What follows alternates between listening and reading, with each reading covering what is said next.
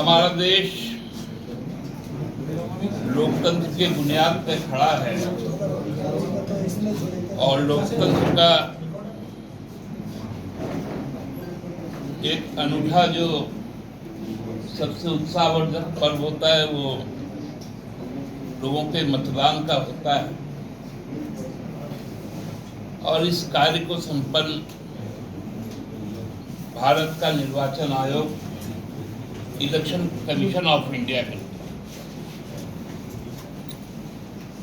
है। आज का दिन बहुत एक बड़ा चिन्हित करने वाला दिन, जब हमारे देश के 3 राज्यों में केरल, पुडुचेरी और आसाम में अगले 5 वर्षों के लिए सरकार गठन के लिए लोग अपना मतदान कर रहे हैं। वही बंगाल में जो आसन है 23 और 29 को जो चुनाव होने हैं बंगाल विधानसभा के, जो 29 तारीख का जो अंतिम चरण है उसका नामांकन का भी आज अंतिम दिन है। 6 तारीख को 23 तारीख को जो तमिलनाडु के साथ में जो चुनाव होगा उसका नामांकन 6 को समाप्त हुआ और 9 तारीख को आज बंगाल का समाप्त। चुनाव आयोग हर 25 जनवरी को देश के सभी मान्यता प्राप्त, राज्य स्तरीय मान्यता प्राप्त राष्ट्रीय राजनीतिक दल, सिटीजन फोरम, सिटीजन ऑर्गेनाइजेशन, सबके साथ एक सेमिनार करती है जो राष्ट्रीय मतदाता दिवस के रूप में उसका आयोजन निर्वाचन आयोग करता है। और उसका जो टैग लाइन होता है, एक भी वोटर छूटे नहीं, नो वोटर्स लेफ्ट बिहाइंड। लेकिन जो बंगाल में जो प्रहसन हुआ चुनाव आयोग के द्वारा, वो हम लोगों को 80 के दौर में और 90 के दौर में ले गई। मैं खुद 1990 से एक मतदान केंद्र अभिकर्ता के रूप में, एक राजनीतिक कार्यकर्ता के रूप में चुनाव को देखते आया। उस दौर में जो राजनीतिक दल थे वो थोड़ा जो बाहुबली किस्म के लोग होते थे, या जो क्लब वगैरह चलाते थे या थोड़ा प्रभाव रखते थे अपने मोहल्लों में। उस समय आप लोगों का बहुतों का जन्म नहीं हुआ होगा। उस समय हम लोग देखते थे कि राजनीतिक दल के प्रतिनिधि उनके पास संपर्क करते थे और एक ठेका दिया जाता कि आप या तो हमको इतना वोट करवा दो या इस बूथ में वोट डालने किसी को मत। बाद में उसको बूथ कैप्चरिंग का नाम दिया गया, रिगिंग का नाम दिया गया। अब 2026 में एक नया इसी तरह का प्रयोग बंगाल में हो रहा, जब भारत निर्वाचन आयोग ने ठेका ले लिया कि भारतीय जनता पार्टी के द्वारा उसको ठेका मिला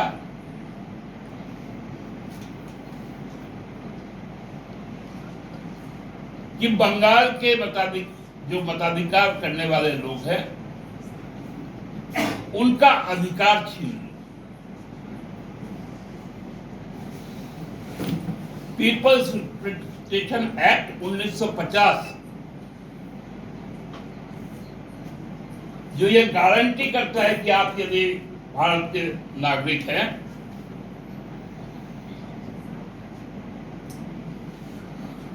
आप यदि पागल नहीं है, आप यदि बैंक करप्ट नहीं है,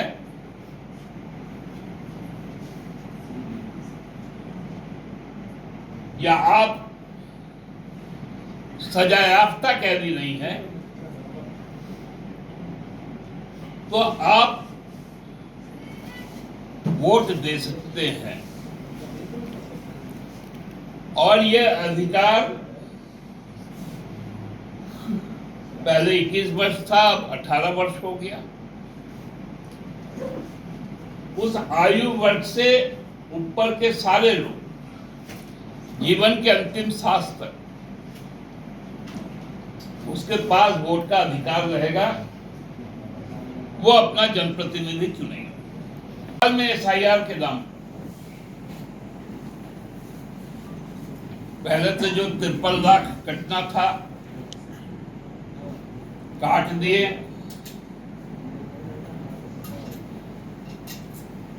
लोगों को लाइनों में लगवा दिए।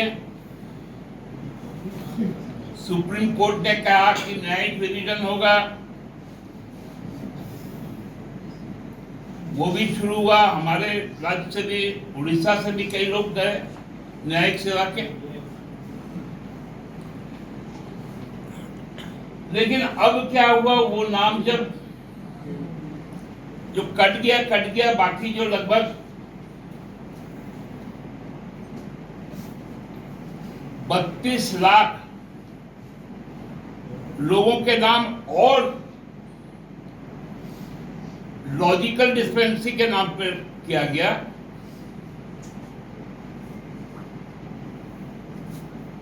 उसका निष्पादन भी पूरी तरह नहीं हुआ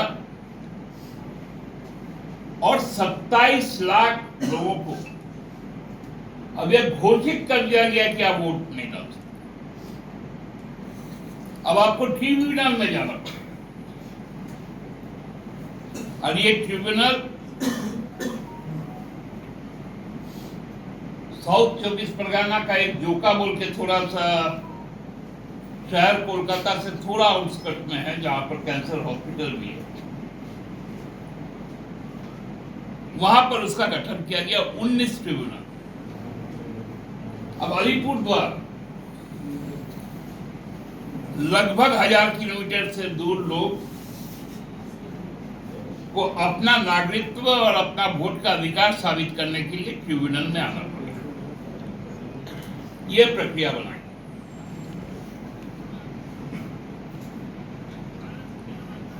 क्योंकि आज तक हर व्यक्ति स्वतंत्र था, जिसमें वो 27 लाख लोग भी थे कि जो नामांकन कर सकते। ऐसा हुआ भी, 2 प्रत्याशियों को सुप्रीम कोर्ट से रिलीफ मिला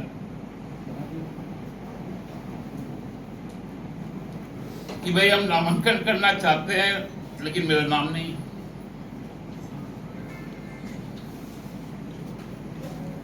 तो ये पहला मामला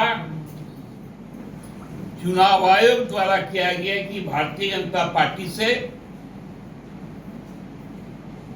समझौते के तहत 27 लाख वोट काट दिए और उनकी केवल वोट का अधिकार नहीं, अब उनके नागरिकता पर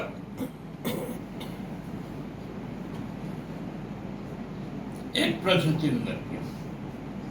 ये बहुत गंभीर बात है। ये हमारे लोकतंत्र के लिए अत्यंत अशुभ संकेत ही नहीं, अलार्मिंग सिचुएशन। क्या यह देश अपना लोकतंत्र बचा पाएगा? क्या यह देश अपने संविधान की रक्षा कर पाएगा?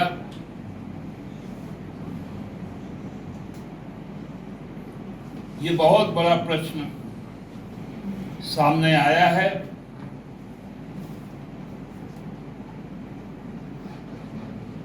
और हमको लगता है कि चुनाव आयोग ने अब अपने सरकारी हैंडल पर जो एक्स हैंडल पर जो वो अब बातें आ रही हैं उनके तरफ से, वो किसी सरकारी दफ्तर का भाषा नहीं, क्योंकि सरकारी दफ्तर का भाषा भी हम लोग जानते हैं और राजनीतिक दफ्तर का भी भाषा हम लोग जानते हैं।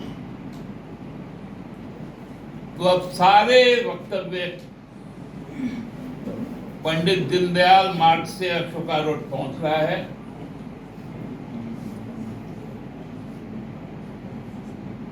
और वहां से वो जारी हो जा रहा है।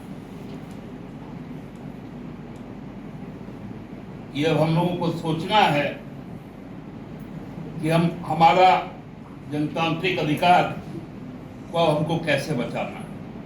बहुत बहुत धन्यवाद। क्या आप लगा रहे हैं दादा?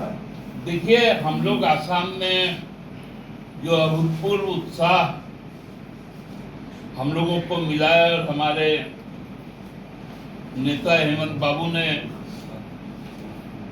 अल्प समय में जिस प्रकार से लोगों को संगठित किया है और उनको उनके हक अधिकार के लिए संघर्ष का एक बिगुल फूटा है, उसमें निश्चित तौर पे हम लोग बहुत सकारात्मक सोच के साथ आगे बढ़ रहे हैं।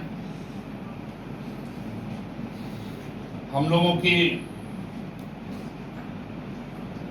जो लड़ाई है, राजनीतिक लड़ाई, वो आप देखेंगे कि कम से कम 7-8 सीटों पर हम तो निर्णायक लड़ाई पर हैं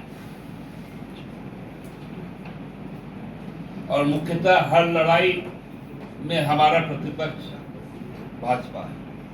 क्या वहाँ भी एफआईआर की वजह से जगन डैमेज करेगा? देखिए, यही तो मामला है कि जहां पर सबसे ज्यादा जरूरत था एसआईआर का, पहले एनआरसी वहीं से शुरू हुआ, सीए उसी के कारण बना और चुनाव आयोग ने वहीं पर एसआईआर नहीं किया। और दूसरा सवाल